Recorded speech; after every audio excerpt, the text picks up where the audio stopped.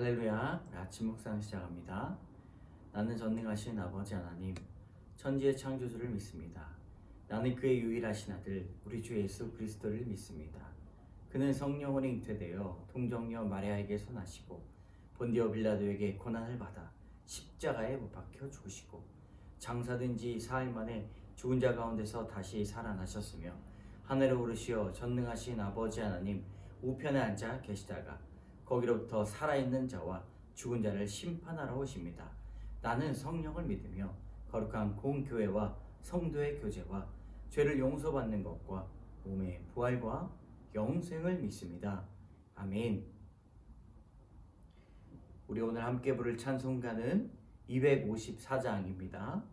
찬송가 254장 내 주의 보혈은 1절, 2절, 5절 찬양합니다. 내 주의 보혈은 정하고 정하다. 내 죄를 정케 하신 주 날 오라 하신다.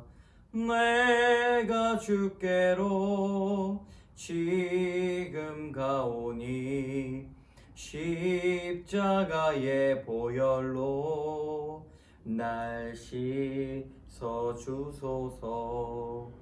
약하고 주에도 주께로 나가면 힘 주시고 내 주함을 고시서 주시네.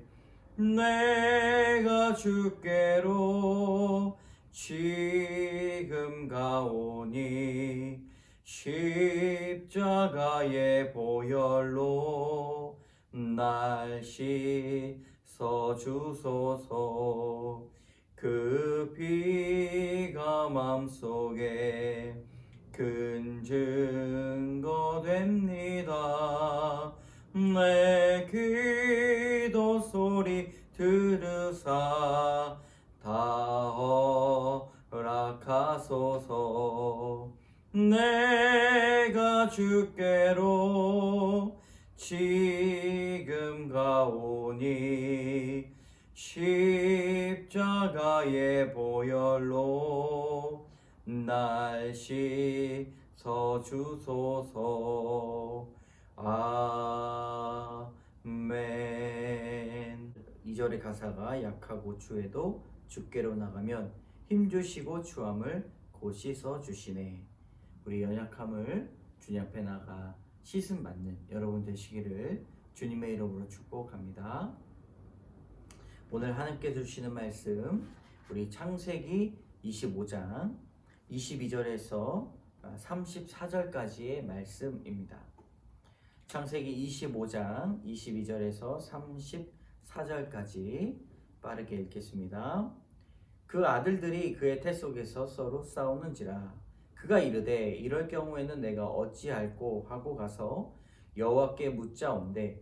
여호와께서 그에게 이르시되 두 국민이 내 태중에 있구나. 두 민족이 내 복중에서부터 나누리이다.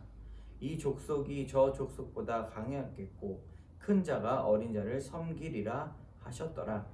그 해산 기한이 찬즉 태에 쌍둥이가 있었는데 먼저 나온 자는 붉고 전신이 털옷 같아서 이름을 에서라 하였고 후에 나온 아우는 손으로 에서의 발꿈치를 잡았으므로 그 이름을 야곱이라 하였으며 리브가가 그들을 낳을 때에 이삭이 60세였더라.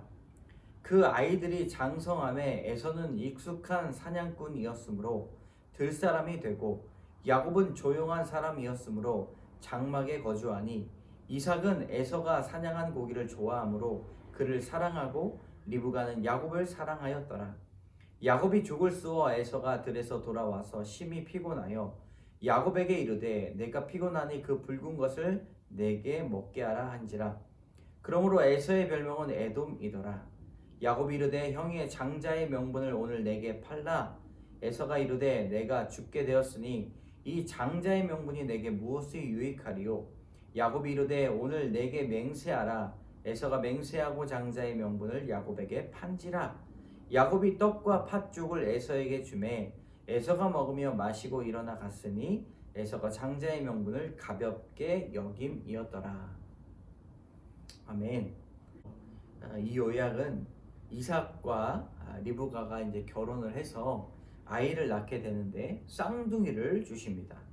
얼마나 행복할까? 쌍둥이 키우기는 힘들지만, 그런데 이 뱃속에서부터 서로 싸우는 거예요. 얼마나 큰 문제겠습니까? 당시에 산파를 찾아갈 수 있었지만 하나님께 먼저 기도합니다. 하나님께서 놀라운 말씀을 해주시는데 그 안에 두 민족이 있다라고 말씀을 하십니다. 여러분, 오늘 이 말씀을 통해서 나누고자 하는 이 두 가지의 교훈, 첫 번째로 큰 자가 어린 자를 섬기리라 입니다. 이 쌍둥이가 태어났는데 한 사람은 에서요, 한 사람은 야곱입니다. 에서는 몸이 붉고 또 털이 온몸을 감쌌습니다. 그리고 야곱은 뒤꿈치를 잡은 자라고 해서 야곱이란 이름을 지었습니다. 23절에 오면 그들이 두 민족을 이루겠다. 그래서 이 이삭을 통한 하나님의 약속이 온전히 이루어지게 되는데, 큰 자가 어린 자를 섬기리라 라고 그렇게 예언을 하십니다. 당시 장자에 대한 상식을 뛰어넘는 예언인데 이 리브가는 그것을 믿었습니다. 그리고 하나님의 말씀대로 그 후에 야곱이 이스라엘 백성들의 장자가 되고 또 에서는 에돔이 되어서 이스라엘을 섬기게 되는 것이죠. 여러분, 이것이 주는 교훈이 무엇입니까? 모든 것이 하나님의 은혜에 달려 있다는 것이죠. 누가 큰 자인가? 누가 작은 자인가? 몸집이 크기 때문에 큰 자인가? 왜소하기 때문에 작은 자인가? 그렇지 않습니다. 여러분, 모든 것이 주의 손에 달려 있다는 것은 주님의 손이 있는 사람이 큰 자라는 것이죠. 실제로 야곱의 인생을 이렇게 돌아보게 되면 야곱은 큰 성품, 큰 인격을 가지고 있지 않았습니다. 날마다 거짓말하였고 그리고 욕심과 질투가 아주 많이 있었던 인물입니다. 그러나 하나님의 손이, 그의 능력이 되니 이스라엘 백성들의 그런 멋진 조상이 되었습니다. 끝까지 주님을 포기하지 않았던 그 야곱의 모습들을 보면서 하나님의 크신 실로, 큰 능력을 우리는 발견할 수가 있습니다. 여러분, 오늘도 주의 손이 내 능력이 되게 해달라고 기도하시기를 바랍니다. 두 번째 교훈입니다. 장자권의 가치를 알라. 여러분, 에서는 줄임배로 인해서 팥죽 한 그릇에 장자의 명분을 팔게 됩니다. 32절에 야곱이 이르되 형의 장자의 명분을 오늘 내게 팔라. 에서가 이르되 내가 죽게 되었으니 이 장자의 명분이 내게 무엇이 유익하리요? 배고파서 죽겠다는 것이죠. 그러므로 장자의 명분은 사실 팔 수 있는 것이 아니지만 그것을 가치 없이 생각하는 사람에게 아무런 효용이 없다라는 것을 우리는 알 수가 있습니다. 아무렇지도 않게 에서는 팥죽 한 그릇에 자신의 장자권을 팔게 됩니다. 그 가치를 몰랐다는 것이죠. 여러분, 우리가 생각하는 것 그 이상으로 하나님의 자녀의 복이 크다는 것을 우리는 알아야 됩니다. 실로 대단한 것이죠. 어떻게 믿음이 없이 이 세상을 살아갈 수가 있겠습니까?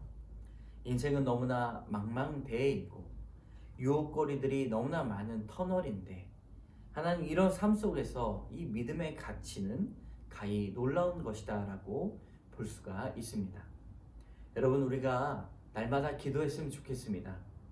우리에게도 장자의 명분이 있음을 감사하시고 그 믿음의 가치를 소중히 여기시는 여러분 되시기를 바랍니다. 오늘 하나님께서 주시는 그 장자의 명분이 우리에게 큰 가치가 있음을 꼭 기억하시기를 바랍니다. 주님께서 우리의 삶을 돌아보실 것입니다. 함께 기도하겠습니다. 참 좋으신 하나님, 감사합니다. 오늘 야곱과 에서를 통하여 주시는 그 말씀을 기억하기 원합니다.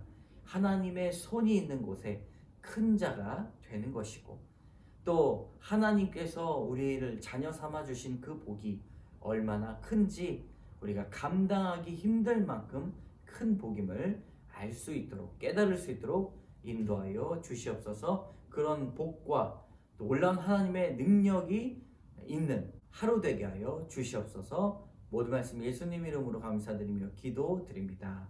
아멘.